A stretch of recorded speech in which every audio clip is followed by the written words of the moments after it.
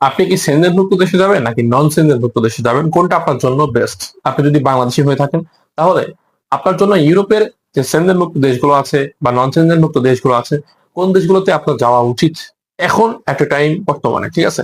কারণ ভিসার ইস্যুর ব্যাপারটা সব থেকে বেশি ইম্পর্টেন্ট।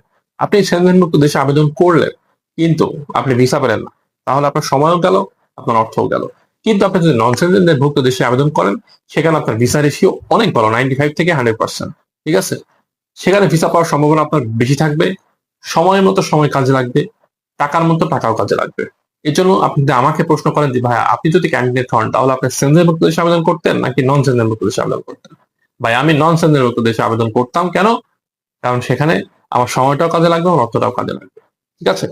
আর সেনজেনভুক্ত দেশে আবেদন করলে আমার সময়ও মিসতে খাওয়ার সম্ভাবনা আছে, আবার সেখান থেকে আমার অর্থ নষ্ট হওয়ারও সম্ভাবনা আছে।